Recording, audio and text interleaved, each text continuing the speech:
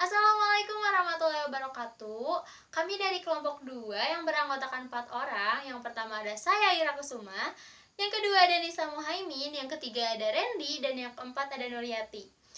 Di sini kami akan memaparkan materi mengenai perilaku mahmudah dan mazmumah. Yang pertama akan dipaparkan oleh Teh Nisa dan Kang Randy, dan yang kedua akan dipaparkan oleh saya Ira dan Nuryati. Materi ini akan dipaparkan untuk jenjang SMP. Dan kami menggunakan metode ceramah. Terima kasih. Pengertian akhlak. Ada dua penggolongan akhlak secara garis besar, yaitu akhlak mahmudah atau fadilah dan akhlak mazmumah atau qobihah. Dan selanjutnya, pengertian akhlak mahmudah. Akhlak mahmudah dalam bahasa bisa diartikan baik. Dalam bahasa Arab disebut khair dan bahasa Inggris disebut good. Dari beberapa kamus dan ensiklopedia diperoleh pengertian baik.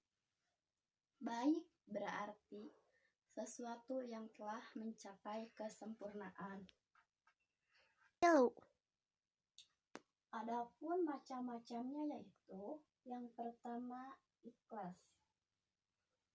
Ikhlas menurut bahasa adalah suci, bersih, murni, atau tidak tercampur dengan apapun. Sedangkan menurut istilah adalah mengerjakan perbuatan ibadah atau amalan lainnya semata-mata mengharap ridho Allah Subhanahu wa taala. Amalan ibadah akan sia-sia tanpa ikhlas. Dalam surat An-Nisa ayat 146 yang A'udzu billahi minasyaitonir rajim. Bismillahirrahmanirrahim. Illal ladzina tabu wa aslahu wa ta'samu billahi wa akhlasu dinahum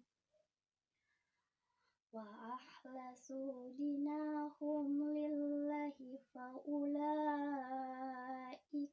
ma'al mu'minin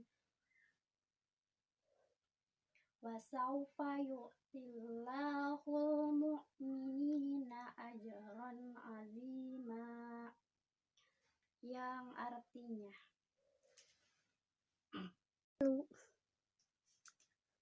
kecuali orang-orang yang bertobat dan memperbaiki diri dan berpegang teguh pada agama Allah dan dengan tulus ikhlas menjalankan agama mereka karena Allah, maka mereka itu bersama orang-orang yang beriman dan kelak Allah akan memberikan pahala yang besar kepada orang-orang yang beriman. Contoh dari ikhlas dalam kehidupan sehari-hari, misalnya jika kita menolong orang lain, kita jangan mengharapkan pujian dari orang tersebut. Dan selanjutnya adalah amanah. Amanah secara bahasa, amanah bermakna al-wafa memenuhi dan wadi'ah titipan. Sedangkan secara definisi, amanah berarti memenuhi apa yang dititipkan kepadanya. Hal ini didasarkan pada firman Allah Subhanahu wa taala surat An-Nisa ayat 58 yang berbunyi, A'udzu billahi minasyaitonir rajim. Bismillahirrahmanirrahim. Innallaha ya'murukum an tu'addul amanati ila ahliha wa idza hakamtum bainan nasi an tahkumu bil adl. Innallaha ni'ma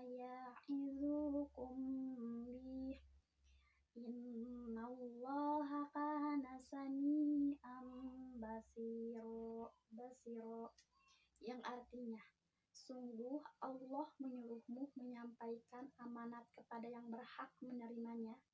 Dan apabila kamu menetapkan hukum di antara manusia, hendaknya hukum di antara manusia, hendaknya kamu menetapkannya dengan adil. Sungguh Allah sebaik-baik yang memberikan pengajaran kepadamu. Sungguh Allah Maha Mendengar, Maha Melihat. Contohnya dalam kehidupan sehari-hari. Jika kita ketitipan sesuatu atau barang, kita harus menyampaikannya. Di sini saya akan menyampaikan kelanjutan materi dari materi yang disampaikan oleh Teknisa. Seharusnya materi ini disampaikan oleh Arendi, mungkin karena beliau ada halangan jadi tidak bisa mempresentasikannya. Langsung saja kepada macam-macam akhlak mahmudah yang ketiga, yaitu ada adil. Adil itu berasal dari bahasa Arab al-adlu yang artinya menempatkan segala sesuatu kepada tempatnya. Keadilan ini bisa menciptakan kedamaian, ketentraman, sedangkan sebaliknya ketidakadilan bisa menciptakan keadaan atau suasana ketidaksenangan, permusuhan, dan sebagainya. Lanjut, yang nomor 4 ada tawakal. Nah, tawakal ini berarti menyerahkan segala urusan, segala sesuatu kepada Allah Subhanahu wa Ta'ala. Nah, tawakal ini juga adalah bentuk dari keteguhan hati dalam menggantungkan diri hanya kepada Allah Subhanahu wa Ta'ala. Nah, yang kelima ada pemaaf. Pemaaf ini berasal dari kata bahasa Arab ya adalah al-afwu, yang berarti memberi maaf, berlapang dada terhadap kesalahan. Nah, memberi maaf ini merupakan perbuatan yang sangat berat tapi sangat mulia karena dilakukannya dengan keikhlasan dari hati. Dan yang terakhir ada rasa malu. Rasa malu merupakan rem atau pengekang dari segala bentuk kemaksiatan. Sepanjang rasa malu itu ada terpelihara dalam diri, maka tidak akan bisa tergoda oleh setan. Sekian presentasi dari saya. Lanjut kepada materi yang selanjutnya. Bismillahirrahmanirrahim. Baik, saya akan melanjutkan yang kedua, yaitu pengertian mazmumah. Jika tadi sudah dijelaskan bahwasanya pengertian mahmudah adalah perilaku yang baik atau perilaku terpuji. Nah, sekarang mazmumah adalah kebalikan daripada mahmudah, yaitu perilaku tidak terpuji. Adapun macam-macam daripada perilaku mazmumah, contohnya seperti sombong, iri dengki, hasut, ghibah, dan masih banyak. Tapi hanya 4 yang akan saya ambil contoh. Tapi masih banyak, ada seperti hidup kotor, berbicara yang kotor, sering menjunjing orang, dan lain sebagainya. Nah, sekarang yang akan dijelaskan mengenai sombong. Sombong itu tidak boleh. Contohnya seperti apa? Contohnya, misalnya kamu dibelikan handphone oleh orang tua kamu. Kamu bilang ke teman-teman kamu, aku punya handphone baru nih, bagus nih, kamu mau nggak punya, dan sebagainya. Itu tidak boleh. Harusnya jika kamu diberi rezeki lebih dari Allah Subhanahu wa Ta'ala melalui perantara orang tua kamu, yaitu handphone, kamu harusnya bersyukur agar rezekinya ditambah oleh Allah Subhanahu wa Ta'ala. Yang kedua ada mengenai iri dan dengki. Iri dengki itu nggak boleh. Contohnya seperti tadi si A dibelikan handphone oleh orang tuanya. Terus kamu merasa, si A dibeliin handphone nih sama orang tuanya. Terus kamu ngerasa pengen gitu, panas gitu, jiwa-jiwanya pengen beli nih, padahal kamu juga punya. Nah, itu nggak boleh. Namanya iri dengki, itu penyakit hati. Tapi ada juga iri yang baik. Contohnya seperti misalnya si A dapat ranking 1, kamu iri, boleh itu. Jadi itu jadikan sebagai acuan untuk diri kamu untuk menjadi ranking 1 sama seperti si A. Kalau misalnya iri dengki untuk kebaikan itu boleh. Terus ada hasud. Hasud itu artinya mengadu domba. Contohnya, misalkan si A dan si B, kamu itu sebagai si C misalnya. Kamu ini bilang ke si A, A, kata si B, kamu itu mencuri gitu misalnya. Terus bilang lagi ke si B, B, kata si A itu mencuri. Padahal si A sama si B ini tidak saling menuduh sebelumnya, tapi kamu yang mengadu dombakan. Seperti itu dinamakan dengan hasud. Dan yang terakhir ada gibah. Gibah itu contohnya seperti kamu membicarakan orang lain. Itu nggak boleh. Gibah atau gosip kayak gitu, itu nggak boleh. Nah, itu saja yang bisa saya sampaikan. Untuk kelanjutannya akan dilanjut oleh teman saya. Materi yang selanjutnya yaitu menghindari akhlak mazmumah. Yang pertama ada perbanyak beribadah. Sejatinya manusia diciptakan oleh Allah untuk beribadah kepadanya. Karena tujuan hidup dalam Islam adalah beribadah kepada Allah Subhanahu wa taala. Sedangkan yang kedua adalah biasakan berbagi. Orang yang egois adalah orang yang tidak terbiasa untuk berbagi. Nah, maka untuk menghilangkan sifat egois adalah dengan membiasakan diri berbagi dengan sesama. Bisa dimulai dari keluarga, mungkin teman, sahabat, bahkan bisa ke halayak umum. Dan yang ketiga ada selalu bersyukur atas nikmat Allah Subhanahu wa taala.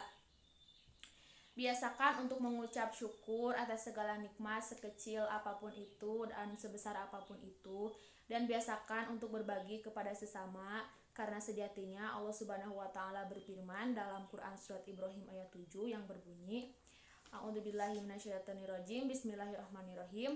La in syakartum la azidanakum wa la in kafartum inna adzabi lasyadid. Yang artinya, apabila kamu bersyukur, maka Allah akan menambah nikmat itu, dan bila kamu tidak bersyukur, maka kamu tergolong ke dalam golongan orang yang kufur, dan siksanya itu sangat berat. Selanjutnya, yang keempat ada pahami keterbatasan manusia. Seperti yang kita ketahui ya, bahwa manusia itu adalah makhluk yang sempurna namun mempunyai kekurangan. Manusia itu makhluk yang sangat kecil di alam semesta ini. Tidak ada gunanya jika kita bersifat angkuh, sombong, tinggi hati. Maka harus pahami dulu keterbatasan kita sebagai manusia.